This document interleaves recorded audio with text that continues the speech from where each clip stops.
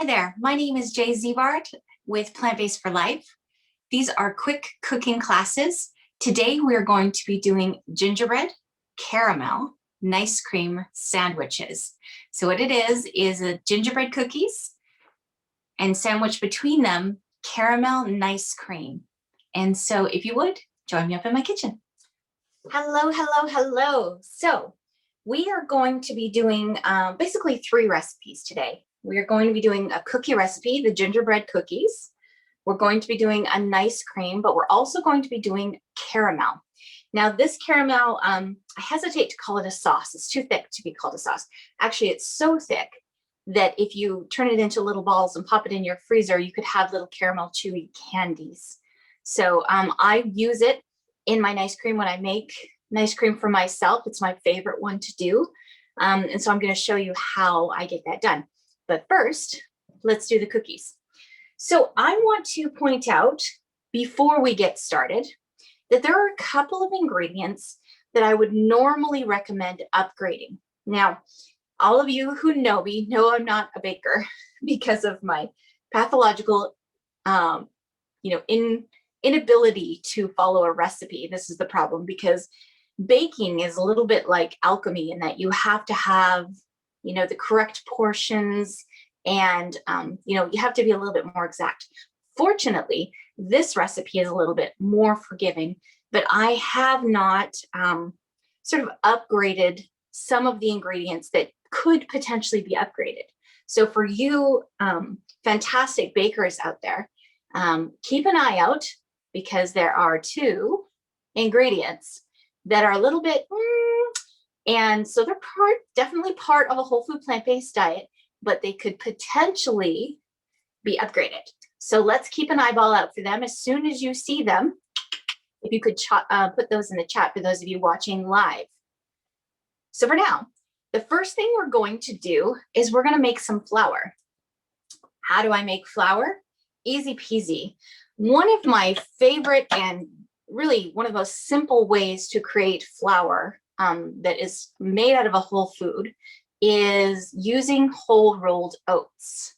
Now I use this for things like pancakes and waffles, and you'll see lots of plant-based recipes that have them, muffins and all sorts of stuff that use cookies that use whole rolled oats that have been turned into flour. So I'm just using my food processor. You can do this in a blender, especially if you have a blender that has a dry jug attachment. Those are for flours and things like that, but it works great in the food processor. So what this recipe calls for, and everyone who's watching live will get it, is 1 3/4 cups of rolled oats. Now, what did I just say about being pathologically incapable of following a recipe? I'm going to start with the first ingredient and change it. So what they say in this recipe is to have 1.5 cups of rolled oats for the recipe, and then 1/2 cup for, sort of flour so that you can handle the dough. But I have a different strategy that I'm going to show you for handling the dough. You decide if you want to reserve that little bit of flour for, your board and your hands as you're rolling your cookies, or if you want to use my strategy. So I'm just going to do 1.5 cups instead of 1 3/4 cups. And just whole rolled oats. We don't want quick cooking oats. We want the old-fashioned kind. And this is a 1/2 cup measure. So that's 1 cup, 1.5 cups. Now what we do is we just process it in the food processor until it is somewhat like flour. It doesn't have to be perfectly fine. Some little chewy oat bits are perfectly delicious in this recipe. Also, we're going to be processing other things, and so this will continue to be refined as we mix in more ingredients. We just want to get this started so it is basically flour consistency. I'm going to turn this baby on full blast, and so I don't blast all of you with the sound, I'm going to put you on mute for a second.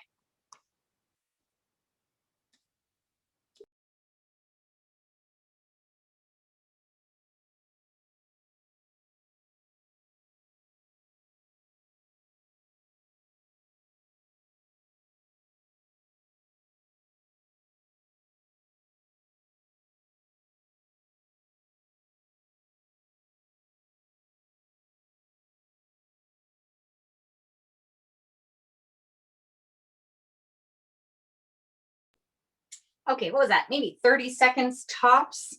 And you can see that we have still some bits in there, but remember, we're going to continue to blend this up with other ingredients. So I'm okay with this consistency here.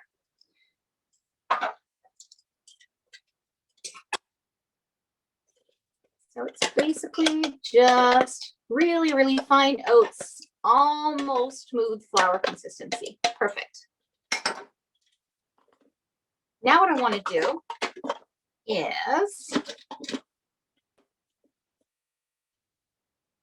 blend the almonds. So these cookies are basically oat flour and almond flour.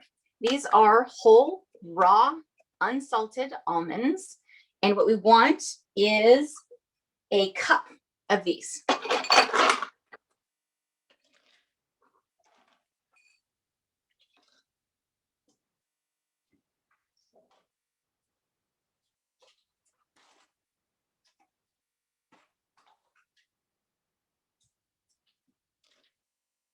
Okay, so now you see we have oat flour, almonds on top. We're just gonna zhuzh this until it is flour consistency. You have to be very careful though with anything like nuts or seeds when you are processing them in the food processor. If you want them to stay dry, you have to watch, because if you blend them too far, they will turn into almond or seed, nut or seed butter on you. And it happens kind of quickly. So pay attention while it is going around. We want to get this, kind of close to flour consistency, but not too far. I'm gonna put you on mute again while I blend this away.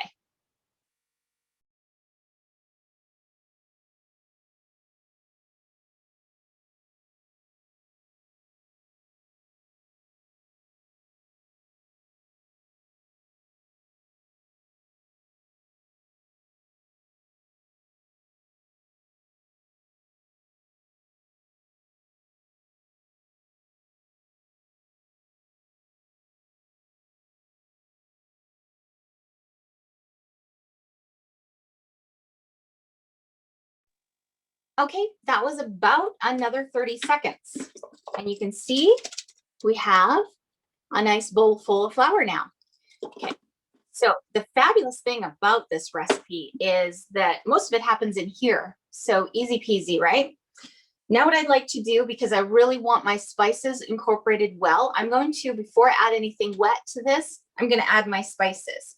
So what have I got for spices? I have 2 teaspoons of ginger. These are gingerbread cookies. 2 teaspoons of ginger. We want all that spicy goodness. Now these cookies are mildly spicy. If you would like them to have a little bit more zip, go ahead and add more spices. That's just going to up your flavor. These are exactly the way I like them, but you can adjust these spices. It's, as I said, this recipe is fairly forgiving. We want a 1/4 teaspoon of ground clove. This stuff is a powerhouse of antioxidants. Clove is one of the most powerful of the spices. A 1/4 teaspoon though, that's it. A little bit goes a long, long way. If you're feeling brave, go ahead and try for half, but it's going to make them a little bit zippy, almost spicy. Want to get all that goodness out of there. That is good stuff. Then we want a teaspoon of allspice. Now, some people think that allspice is a combination of spices. It's actually not. It is its own spice. And it sounds like it should be a combination of spices, but it's not. So allspice, teaspoon.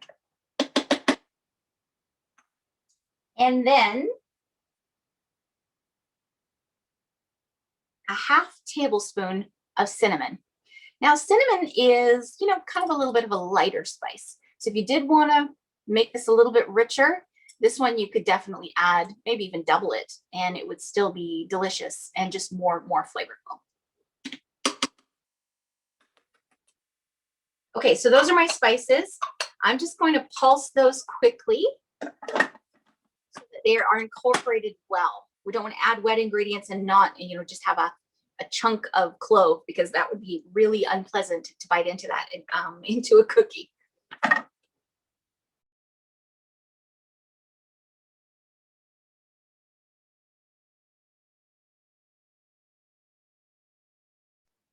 So that's it, just a few zhuzhes.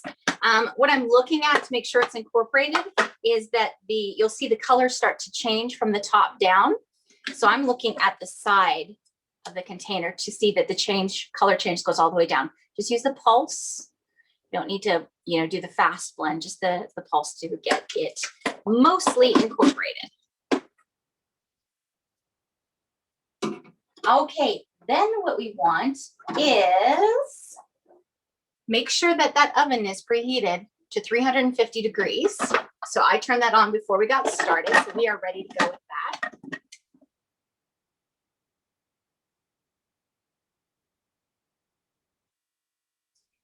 What I like to do here, we have 3 wet ingredients to add. Vanilla, maple syrup, and molasses. Judith, do you watch the scraper to remove residue? Yeah, so you just keep moving it around. Sometimes some of it gets trapped. This is my particular food processor. I absolutely love it, by the way. But you see it gets trapped sometimes in the blade there. So I'll take it out and tap it. And so to make sure that, it all gets incorporated well. If you miss a little bit, it's not the end of the world, but it is a very good idea. So the dry ingredients are all in here.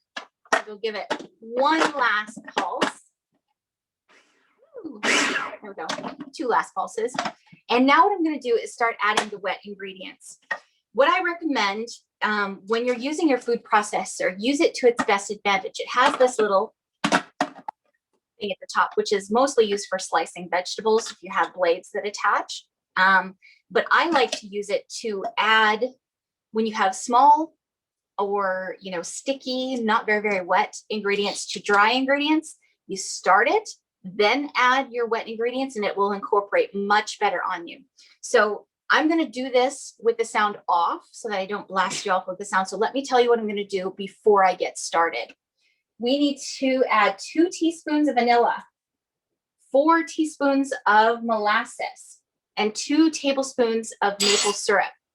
So I'm going to get this thing started, and you can just watch me on silent while I add these things while it's running.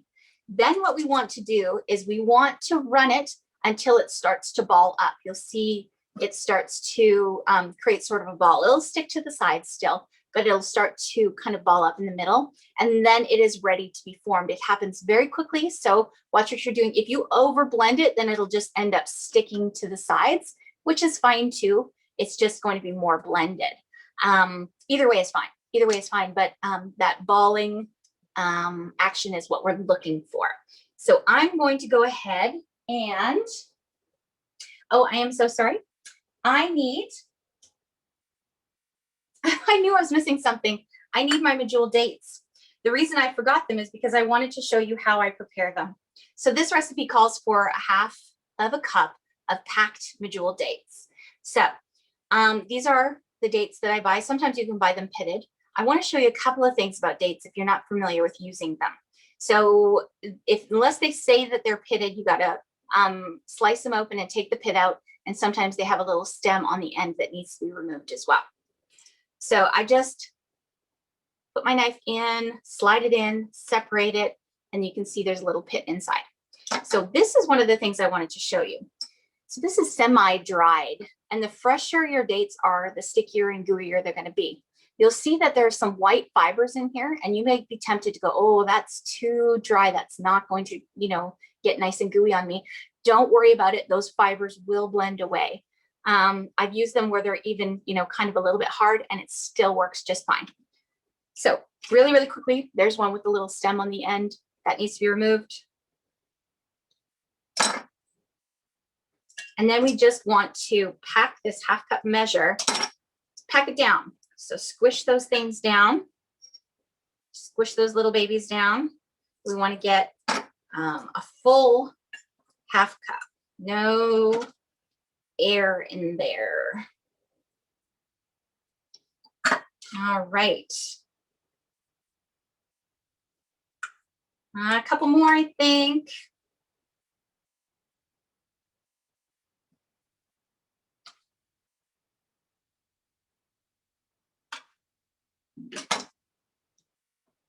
One more. So these dates are a big part of the sticky gooiness. Okay, so again, what I'm going to do, there it is, very squished down thing of Medjool Dates. Now, again, the liquid ingredients, so this is kind of a sticky ingredient, not really a liquid ingredient, but it's going in. And then I'm going to blend this up just a little bit. Then I'm going to start adding the wet ingredients while it's running. Judith asked how much maple syrup she missed it. Okay, so it's 4 tablespoons of molasses and 2 tablespoons of maple syrup. So tell me, which are the ingredients that are the problematic ones or the potentially worrisome ones that I might want to consider upgrading? See, it comes out in a little pack like this. So I would break this up before you put it in just to, help out your food processor. Molasses and maple syrup. Yes, the molasses and the maple syrup. So those sweeteners, while they're considered okay as part of a whole food plant-based diet, they do not contain any fiber. So the sweeteners that don't have their fiber, this sweetener does. So this is ideal. So what we could try as an upgrade is swapping out a couple of tablespoons of maple syrup for a couple of tablespoons of date syrup. That could work. The other thing that we might want to consider, it has 4 tablespoons of molasses in it. Now, this makes a whole batch of cookies. You're not going to eat that whole thing of 4 tablespoons of molasses, but you might want to consider putting in a little less. What you could do is up your spices so that you get plenty of that, gingery, snappy flavor, and just use less of the molasses. So those are 2 possibilities for upgrading this recipe. So I'm going to zhuzh this a couple of times to start to incorporate the dates. Then I'm going to add, again, 2 teaspoons of vanilla, 2 tablespoons of maple syrup, and 4 tablespoons of molasses. This is the kind of molasses I'm using today. So blackstrap molasses tends to have calcium in it too. So that's kind of fun. But remember, no fiber. So this goes into our bloodstream really quickly. Thankfully, the oats, the almonds, and the dates all contain fiber, and we will be eating it together. But these ingredients have a potential for being upgraded. Okay.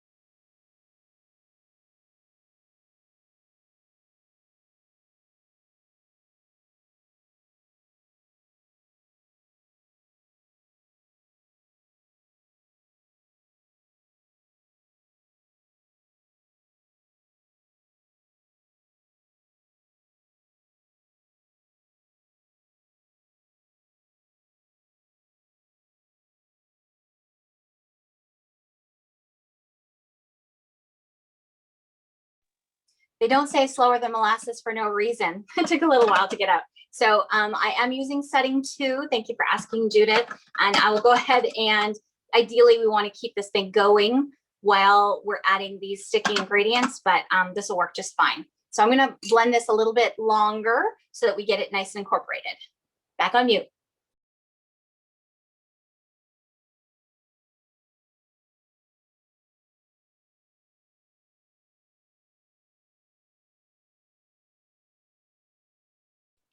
All right, do you see the ball? There's the ball. So it's starting to come together. I'm going to just scrape this just a little bit because I want to make sure that it's incorporated nicely. We have some stragglers up top here. So I'm just going to give it a couple more zhuzhes and then we'll be ready to start forming the dough. I assume I could buy ready-made oats and almond flour. You can definitely buy almond flour. As far as the oat flour, I'm sure that it's available. I have never looked for it just because it's a little too easy to make it out of oats and I always have oats on hand, but I'm sure that it is. I know for sure I've purchased almond flour and I'm sure that there is oat flour. Okay, let me give this, I'm gonna put you on mute again. Give it a couple more zhuzhes.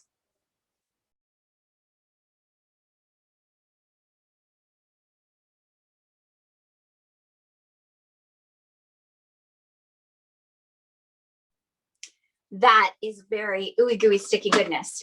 Now, so the recipe calls for, as I said, an extra quarter cup of oat flour to handle your dough.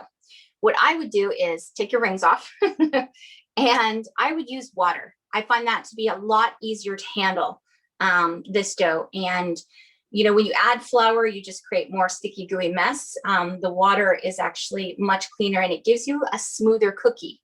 Like you'll see, there are little oat bits in it. You can see the little oat bits. That is normal. That is absolutely perfectly part of this recipe. So these little oat bits are perfectly normal, but when we use water and wet our hands, it kind of smooths out the cookie. And I made some earlier, so I'll show you what those look like, but let me show you how I form them. Now for this recipe in particular, we need uniform cookies. So we want uniform cookies. So I'm actually going to use a ice cream scoop because I want them all to be the same size because you're turning them into a sandwich. So you need 2 cookies to be the same size. So remember my tip about sticky stuff. Whenever you're using anything sticky with measuring cups or spoons or, you know, whatever kind of implements that you want all of it to come off as well as much as possible, wet your implement with water and it will slide up more easily. You're still going to get some stickiness, but it'll be just a little bit easier. So this is what I do. Run it under the tap and then go ahead and scoop my cookie. So my hands are wet. I just wet them. Plunk that right in my hand. So you have this lovely little mound of deliciousness. It smells amazing. And then just start to roll it gently. Roll, roll, roll, roll, roll. As soon as it starts to feel like the little edges are gone, it's kind of smooth. It doesn't have to be a perfectly round ball. Just start to smooth out. Then I start to pat. Now this is a dense cookie, so firmly, firmly pat. Firm, firm, firm. Okay. And so because we want these all to be about the same size and as round as possible, we want them to be uniform. Then also pay attention to the thickness. So I do it for this recipe, you know, maybe 1/3 of an inch, maybe a 1/2 inch thick. And so we're actually going to end up cooking these longer than we would normally. Normally when I make this recipe, the cookies are 1/3 this size and much thinner. I like them much thinner because then you get crispy edges and a chewy center. But for this, we want a nice sturdy, you know, one side of the sandwich. So that is about what we're looking for. As always, my stainless steel cookie sheet with the sides lined with parchment paper. Just like that. So we want to go ahead and make them all up. I'm going to make you a couple or 1 or 2 cookies the size I normally make them, just so that you can see I don't make them this enormous typically. So, you know, maybe 1/3 the amount. And I like to get them nice and thin so that you have thin edges that will get a little bit crispy on you. Not crispy, but just a little bit more dense, and then a soft middle. So it's not perfect, but that's exactly how we usually make them, about that size. And that's a perfect little cookie bite snack size. Now, these things are calorie dense. There are a couple of sweeteners in it that have no fiber attached to them. So these are not something that you want to eat on a daily basis. These are a sweet treat, unless you're trying to gain weight. Anybody that's trying to put on weight, this might be something you want to incorporate. But even then, you know, whenever we have those sweeteners without their fiber included, it's definitely not something that we want to eat on a regular basis. But these are an awesome little treat. I've made them, you know, a small handful of times, and they are dense and rich and absolutely glorious. The smell and the flavor is excellent. And so that's basically what you're going for normally. But today we're doing a sandwich, so I'll do one more. I'm going to re-wet my hands because they got a little dry on me. Just run them quickly under water. And again, so this is a little mound we have. Just roll it a bit, just till it's smooth. We don't need a perfect ball. We just need smooth edges so that we get smooth edges when we're done. And then just firmly pat down until you have the thickness that you want. Flipping it so that it doesn't stick to the bottom hand. Keep flipping it so that we get a nice smooth surface on both sides. So that looks about good. It's about the size, and it kind of looks like a hamburger patty. So that's about what you're looking for. Let me show you ones that I made earlier.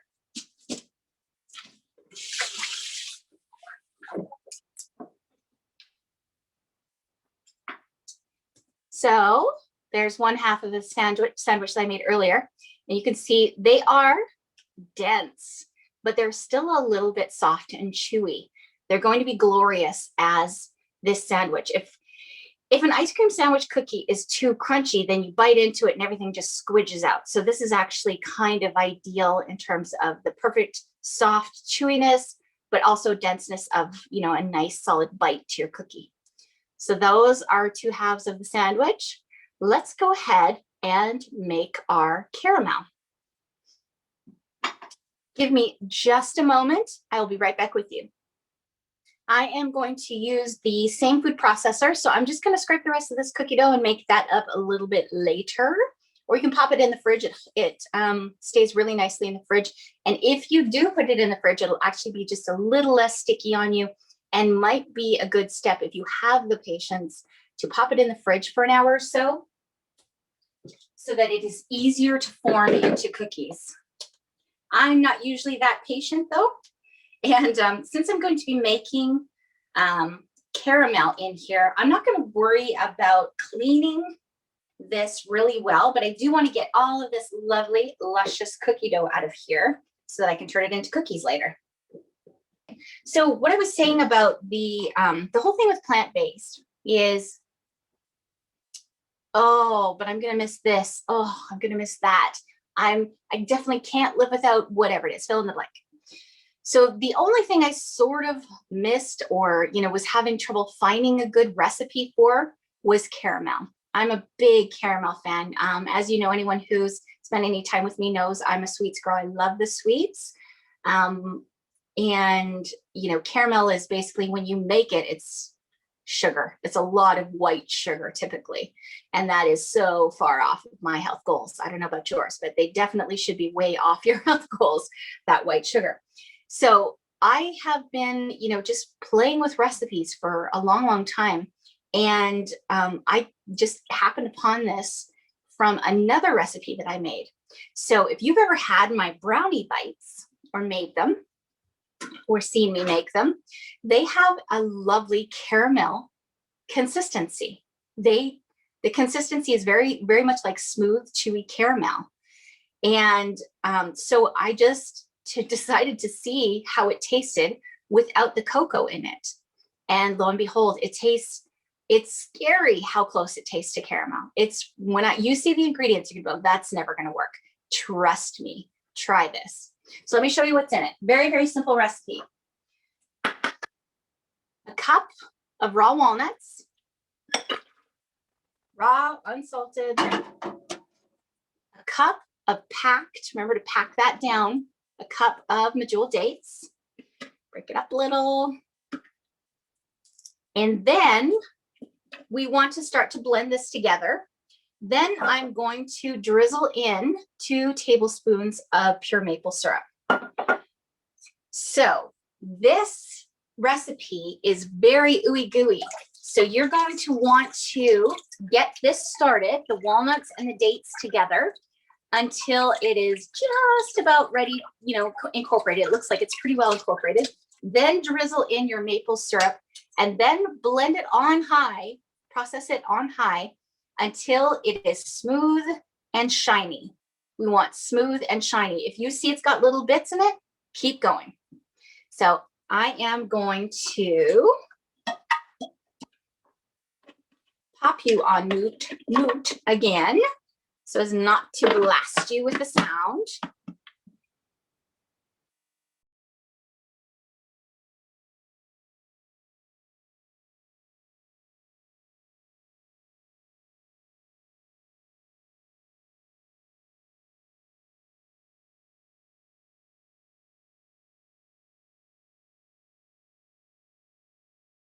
So normally I wouldn't stop it, but I wanted to give you an idea of what I'm talking about in terms of incorporated.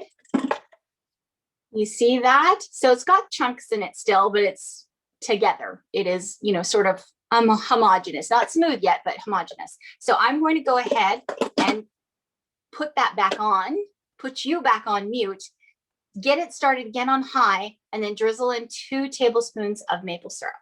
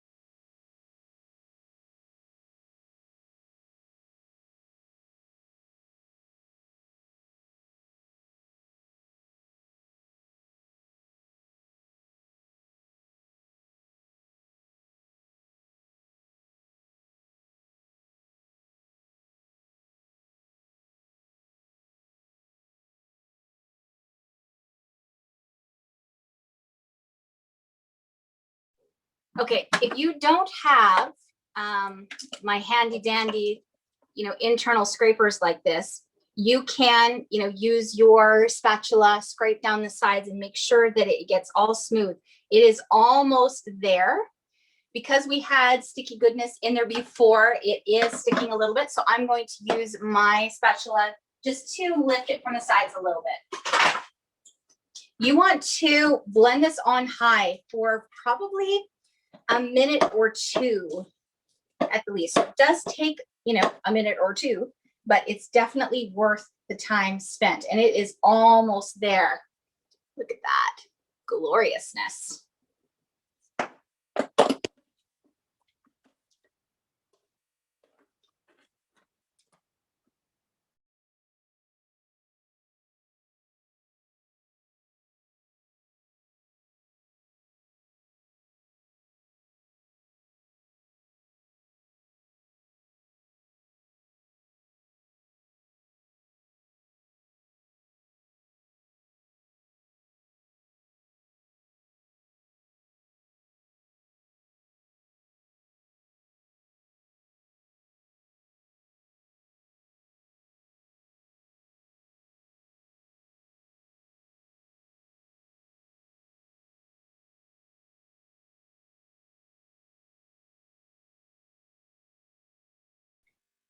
It smells amazing.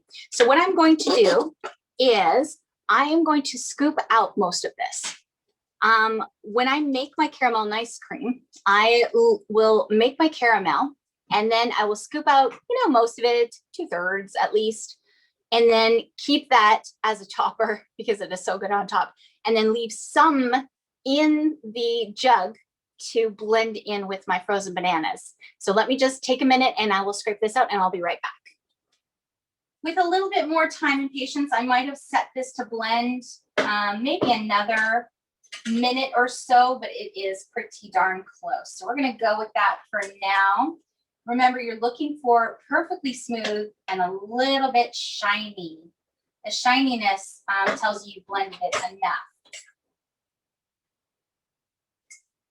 Okay, you can see I still have a significant amount of caramel in there. I am going to go get my bananas. So when I have overripe bananas, I peel them. I've put them in the freezer with the peel on, and you can do that.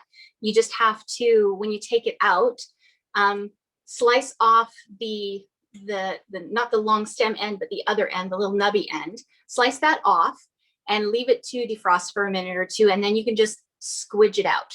You just hold it on the stem end and just squidge it into whatever you're using. That works. But I prefer this method for nice cream because these get nice and firm. That is a little bit soft firmish. So I will use that if I'm going to add it to sorbet or something like something other kind of frozen fruit. Now, so I just peel these, break them apart or cut them up and put them on whatever, a cookie sheet with, I've got parchment paper here, but I use wax paper most often. And then, you know, use whatever you want to use. But then you can just kind of fold this up and plunk it with the paper and all into your container to store in the freezer for whenever you want it. So I like to use glass block, but since you've got this paper barrier, you can really use anything. So when you're making nice cream, you kind of want to do 2 or 3 bananas at a time. That really makes the most sense. And you don't want to overfill this or else it won't blend properly. One of the keys to good nice cream is not over blending. So you want nice ripe bananas. The riper they are, the better. Not rotten, of course, but nice dark spots on your banana.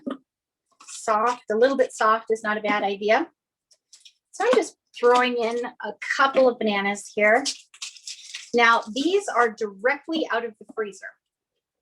When you're making nice cream generally, you can choose to add plant milk or not, depending on how well your bananas blend together. If you leave them out for a minute or two just to start to soften, then you may not even need any unsweetened plant milk. But for this, we need them very, very smooth because we're turning it into a sandwich, right? The ice cream sandwich. So I'm definitely going to add plant milk this time and a teaspoon of vanilla. So that's good enough in terms of the amount of banana. 2 to 3 bananas is plenty.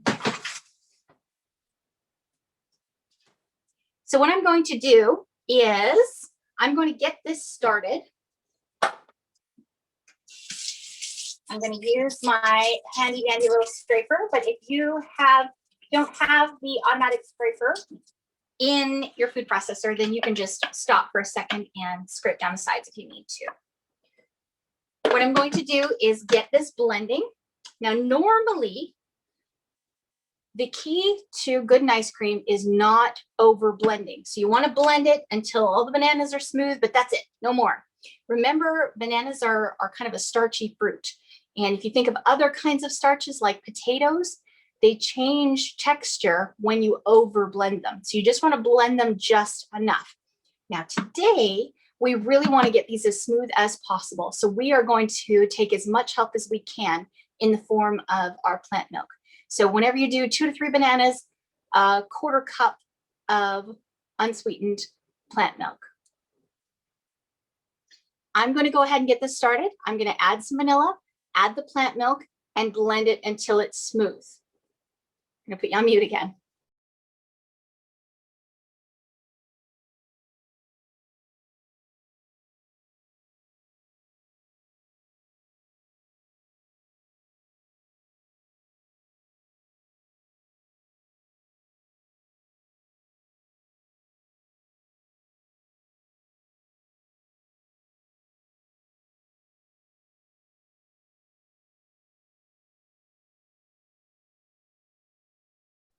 Thank you for that. I would be very, very sad if it went to the sink.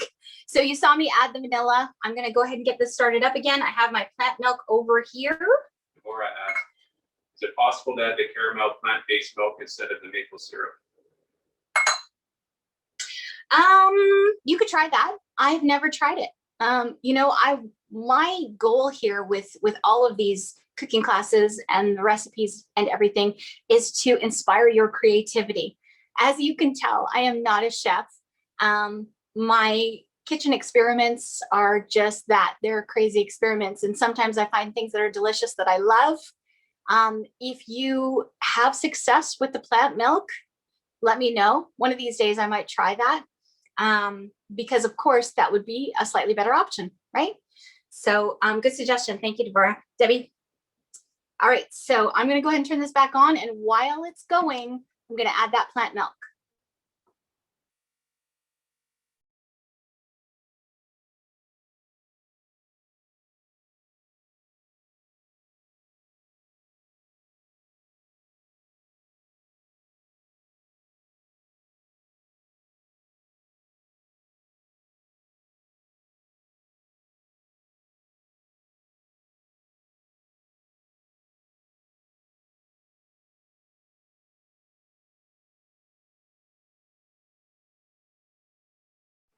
All right, that looks pretty darn good.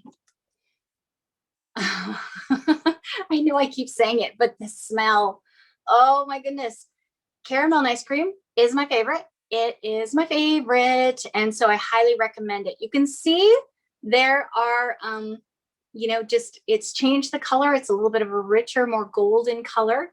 There's still some caramel on the side. So if you scrape this down really well, you'll get some swirls in your nice cream. If you want more swirls, you can take the caramel that you already made and just put it, you know, put it in here in a couple of glops around maybe 3 different spots. Zhuzh it really quickly, just a couple of times, and you'll have caramel swirls through. One of the things I'm going to show you is how to add the caramel to the cookie, to the sandwich. And I'll show you that in just a minute. Now, we have this smooth gloriousness. There are a couple of ways we can do this now. We can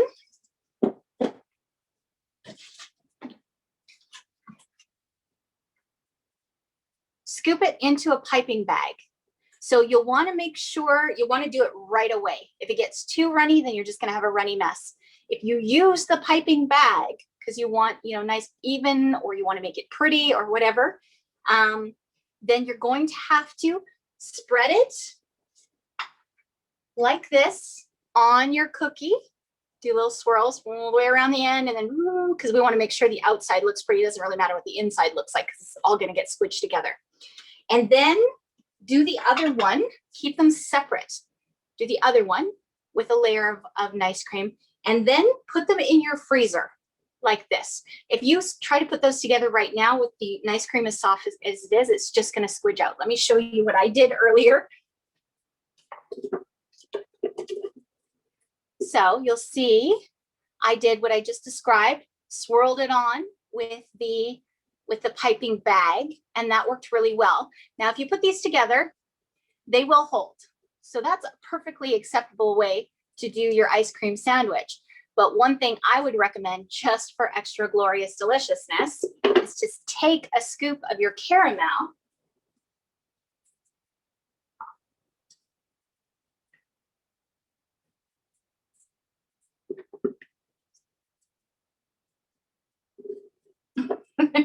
sticky lusciousness. Take a scoop of your caramel. An ice cream scoop would have probably been a smarter choice to do this with, but you know, live and learn. Just get a nice glop of your caramel on there. And then when you put it together, it will stick nicely and you'll have a luscious layer of caramel in there too. Okay, who wants to come over? How about adding nuts, chocolate chips? Oh, well, aren't we getting fancy? So nuts would be awesome. Remember that chocolate chips would be good too, but remember chocolate chips are kind of a processed food and they do tend to have sugar in them. So either find your own chocolate that is unsweetened, and then add your own sweeteners like date syrup or something like that and re-harden it into chunks, and then just chunk it up for your own use. Or you can melt it and drizzle. Ooh, that would be good too. Melt it and drizzle it on.